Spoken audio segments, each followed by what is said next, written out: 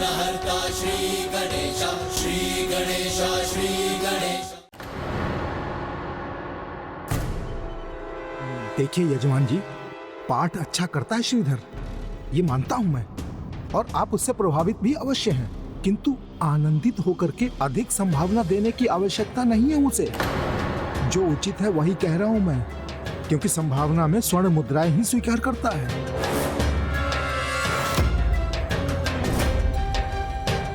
यजमान, श्रद्धा से कुछ भी दे दो, स्वयं को प्रमाणित करने के लिए संभावना को अहंकारवश दान में दे देता है। अब ये देने वाले की श्रद्धा का अपमान नहीं है तो और क्या है? ढोंगी है वो, ढोंगी।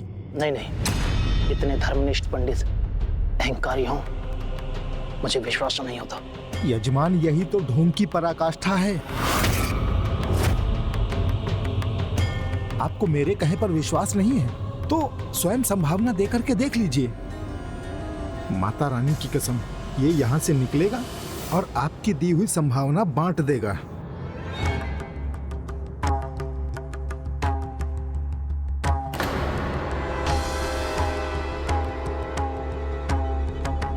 इसे क्यों बुला लिया आपने यहाँ? बचपन की सहेली को भला कौन भूल सकता है? मैं भुलाने के लिए थोड़ी ना कह रही हूँ, किंतु ऐसे शुभ अवसर पर ये उचित नहीं किया आपने। क्या आपको ज्ञात नहीं? ये निस्संतान है। इसकी गोद अभी तक नहीं भरी।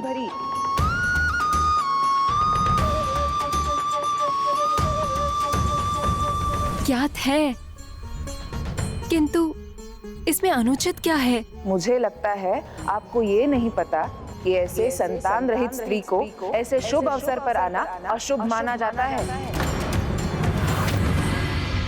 इतने समय बाद आपको माता रानी का आशीर्वाद मिला है, उस पर आप ये संकट की छाया क्यों पड़ने देना चाहती हैं?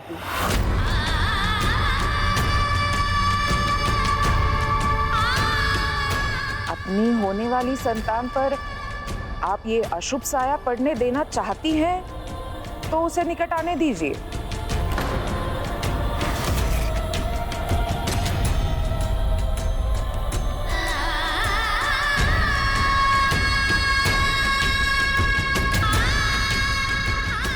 अब हमें अनुमति दीजिए।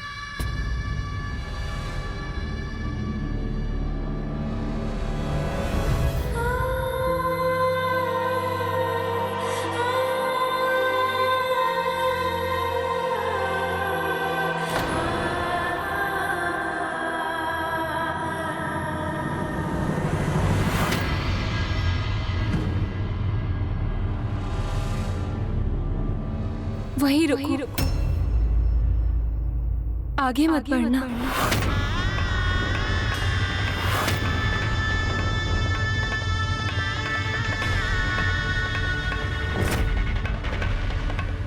मुझे क्षमा करना सखी।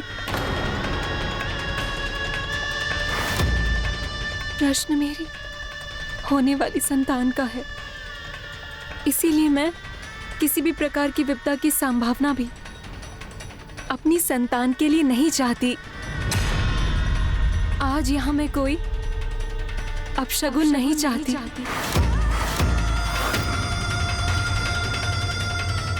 क्षमा करना सखी।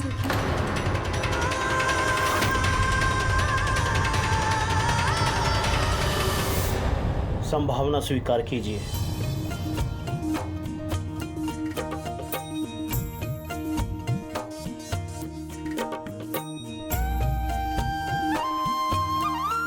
धन्यवाद। जय माता की। जय माता की।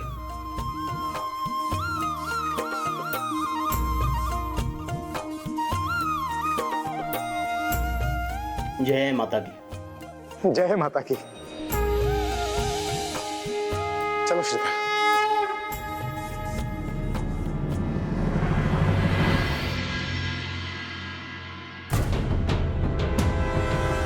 श्रीधर, आज जीवन की अंतिम संभावना प्राप्त कर रहे हो तुम। बस एक बार ये संभावना किसी को दान तो दे दो, फिर संभावना की संभावना ही मिट जाएगी। भिक्षाम दे, भगवान के नाम पे कुछ भिक्षाम दे, ईश्वर के नाम पे कुछ भिक्षाम दे। क्या हुआ? आज ये कुछ बांट क्यों नहीं रहा? 2 दिनों से कुछ नहीं खाया हूँ। शीघ्र संभावना एकत्र कर भंडारा करूंगा, तब माता के दर्शन का सुख प्राप्त होगा मुझे।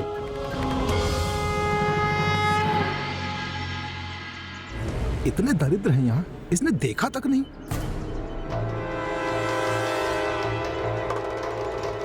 कहीं मैं झूठा ना बन जाऊं, कुछ तो करना होगा मुझे। श्रीधर, अंततः तुम्हारी माया मोह ने जकड़ ही लिया। चलो मैं अकेला नहीं रहा, तुम्हें भी संभावना के लालच ने अपने बंधन में बांध ही लिया। ऐसा नहीं है नयन सुख जी, किंतु भंडारे के संकल्प के लिए धन तो एकत्र करना ही होगा, तभी तो माता रानी के दर्शन पा सकूंगा। मेरे तो जीवन का एक ही ध्येय है, माता रानी के साक्षात दर्शन। ओहो हो, ऐसे तो मेरी चाल उल्टी पड़ जाएगी। आज इसने दान नहीं किया तो भूस्वामी मुझे झूठा मानकर सभी पूजा से मेरा बहिष्कार करवा देंगे।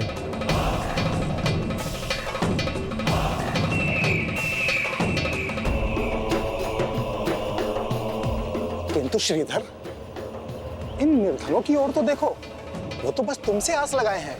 क्या होगा उनका? भगवान के नाम पे कुछ दीजिए, बहुत भूखा हूँ, लगी है।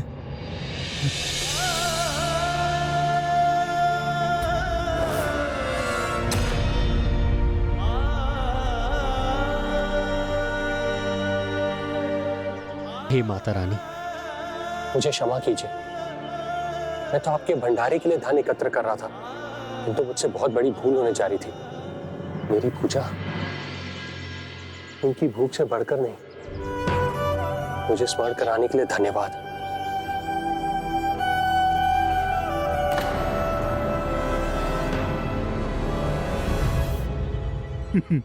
ये तो बड़ी सरलता से मान गया। बस हो गया मेरा कार्य।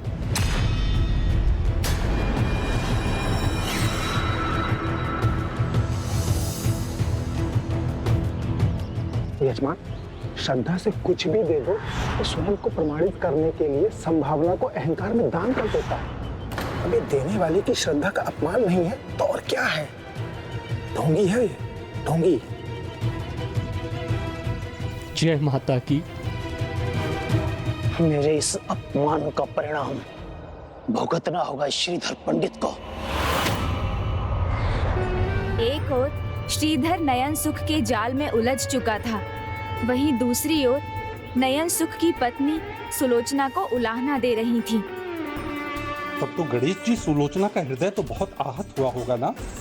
नहीं पुष्पदंत जी, अपशकुन फैलाने आई है ये। थोड़ी भी लज्जा होती तो स्वयं ही नहीं आती यहाँ।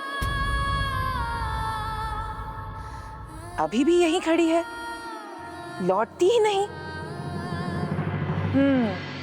स्वयं की कोई संतान नहीं, इसलिए अपने सखी से ईर्ष्या कर रही है ये।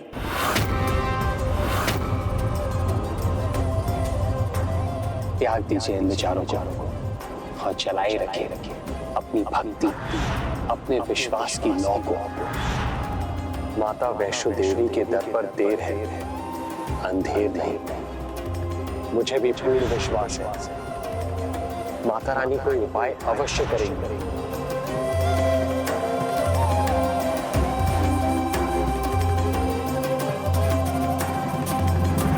नहीं, ना कोई अपशकुन, ना ही कोई ईर्ष्या। इन सब से प्रभावित होकर नहीं आई हूँ। मैं तो सभी की भांति अपनी सखी को भविष्य की शुभकामनाएं देने आई हूँ। हम सभी को ये भ्रम है, हमने जो भी अर्जित किया है वो हमारे कारण है, किंतु सत्य तो ये है कि जो भी हमें मिलता है माता रानी की कृपा से ही मिलता है। उनकी दृष्टि में हम सब एक समान हैं। उनके लिए ना कोई शुभ है ना अशुभ। यदि अन्यों को संतान का सुख मिला है तो उसका ये अर्थ नहीं कि मैं अशुभ हूँ। अशुभ होने का कारण तो एक ही है, निम्न कोटि की सोच होना। मुझे विश्वास है एक दिन वो मेरी भी गोद अवश्य भर देंगी, और संभव है यदि वो अभी मुझे ये सुख नहीं दे रही हैं, तो मुझे उनके लिए अभी और महत्वपूर्ण कार्य करने हैं।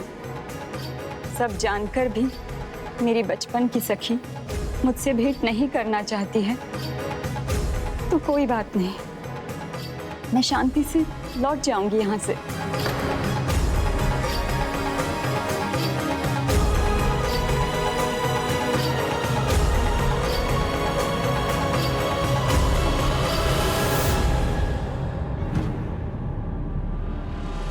श्रीधर जी, जो मैंने दिया उसे इस प्रकार बांटकर अनुचित कर रहे हैं आप। मैं क्षमा चाहता हूं। आपने जो दान दिया अब वो मेरा है, और जो मेरा है वो मैं दरिद्रों में, निर्धनों में, भूखों में बांट रहा हूं। इसमें कुछ बुरा नहीं, अच्छा ही है। यह अनुचित कैसे हो सकता है? नहीं, ये मेरा अपमान है, क्योंकि मेरी दी हुई संभावना को बांटकर आप मुझे ये दिखा रहे हैं कि मेरी दान सामग्री आपके लिए व्यर्थ है। ऐसा नहीं है, ये मेरे जीवन का नियम है। जो भी मेरे लिए एक दिन के लिए आवश्यक होता है, मैं बस उतना ही रखता हूं। आवश्यकता से अधिक जो होता है, मैं सदा उसे बांट देता हूं। अब बातें बनाकर और अत्यधिक अपमान कर रहे हैं मेरा। आप इसे अपमान मान रहे हैं? आप तो स्वयं विद्वान हैं। आप भी जानते हैं दरिद्रो नारायण, अर्थात दरिद्र में ही नारायण का वास होता है। आपने जो दान दिया भगवान के जो सबसे निकट होता है, मैंने उन्हें बांट दिया। इसमें तो आपका सम्मान हो रहा है, अपमान नहीं। क्या क्या कहा तुमने श्रीधर? कि जो धनी है उनके घर नारायण का वास नहीं होता? नहीं नहीं, मैंने ऐसा तो नहीं कहा। किंतु आपका ज्ञान तो यही कह रहा है। यदि आप ये मानते हो जहां धन है वहां नारायण नहीं, तो आप मेरे घर आ ही क्यों? जो निर्धन हैं उनके वहां जाकर पूजा करवाते, किंतु आएंगे यहीं, क्योंकि अधिक संभावना तो यहीं से प्राप्त होती है। श्रीधर जी, सत्य तो यह है कि आपको लालच है, स्वर्ण मुद्राओं का लालच।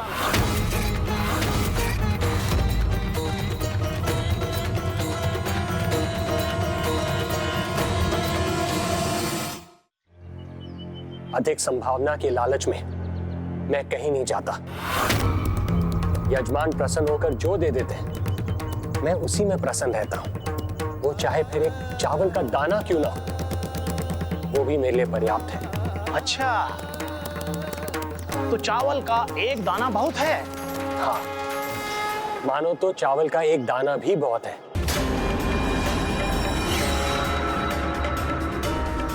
तो फिर चलिए उस अवस्था में दुर्गा सप्तशती के 9 पाठ प्रतिदिन 1 माह के लिए कीजिए, और इसके लिए मैं स्वयं आपके घर आकर पके हुए चावल का 1 दाना दूंगा। क्या यह स्वीकार है?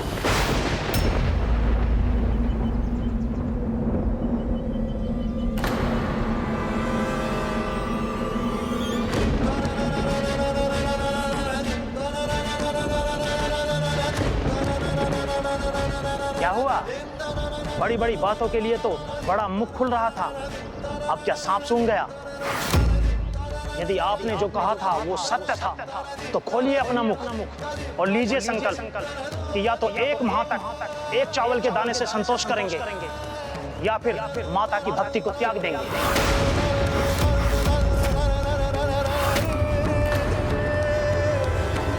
एक चावल के दाने से संतोष करेंगे, या फिर माता की भक्ति को त्याग देंगे। माता, श्रीधर के साथ ये क्या हो रहा है? मेरे भक्त की भक्ति की परीक्षा में उसकी भक्ति का प्रमाण मांगा जा रहा है। एक संपूर्ण मास, प्रतिदिन मात्र 1 दाना अन्न, उस पर भला कोई कैसे जी सकता है?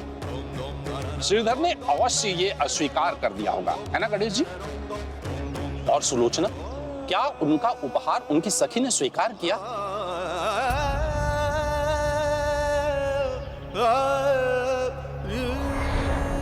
कहो सखी, आगे बढ़ूं या लौट जाऊं?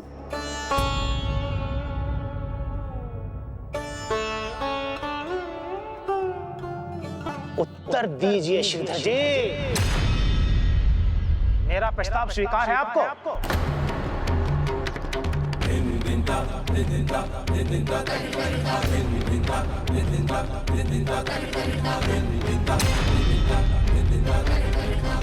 सखी, आशा तो ये है कि तुम मुझे आगे बढ़कर ये उपहार तुम्हें देने दोगी।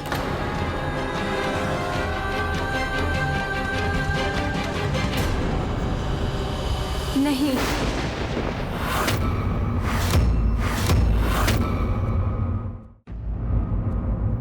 तुमसे कोई उपहार नहीं चाहिए मुझे सखी। माता रानी का कोई अत्यंत महत्वपूर्ण कार्य करना है तुम्हें, इसीलिए तुम्हारी गोद अभी तक नहीं भरी है। यही कहा था ना तुमने?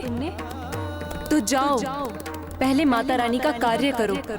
यहाँ अपना, मेरा और हम सभी का समय व्यर्थ मत करो।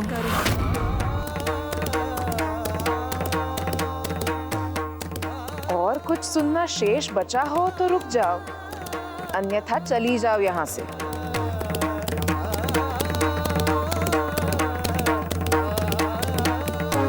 उचित है सखी, मैं जाती हूँ।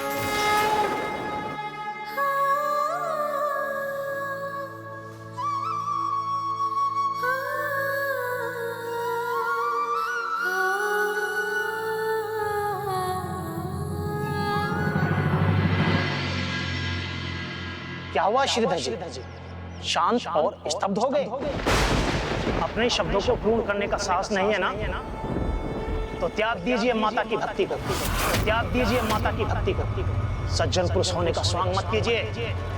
त्याग दीजिए इस ढोंग को, तो त्याग दीजिए माता की सज्जन पुरुष होने का स्वांग मत कीजिए। त्याग दीजिए इस ढोंग को।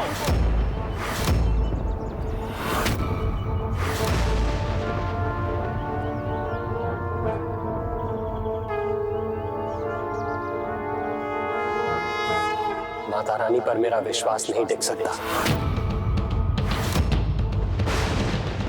माता रानी जो कहती है, जो चाहती है, मैं वही करता हूं। असंभव है।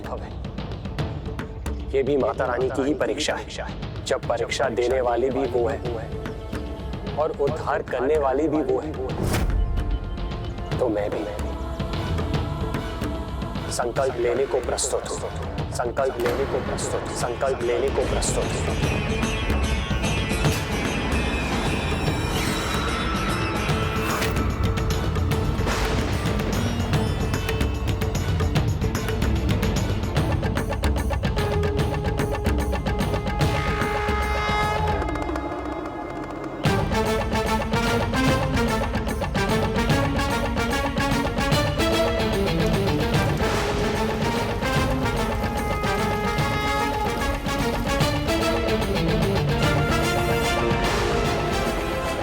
मैं श्रीधर संकल्प लेता हूं, एक माह तक मैं भूस्वामी जी के प्रस्ताव के अनुसार प्रतिदिन 9 बार संपूर्ण दुर्गा सप्तशती का पाठ करूंगा।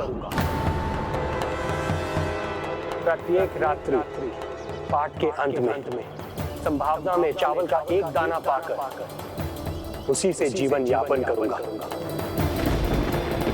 और अगर ऐसा करने में मैं असमर्थ रहा तो आजीवन माता रानी की भक्ति नहीं करूंगा।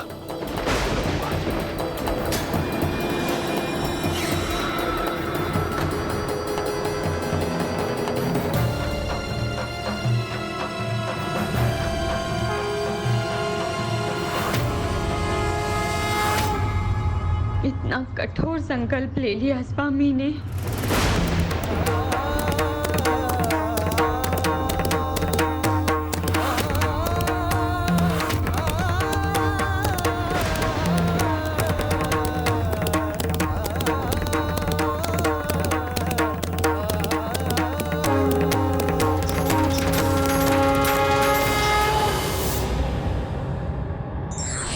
संतोष ऐसा गुण है जो व्यक्ति को सुख के साथ आत्मबल भी देता है।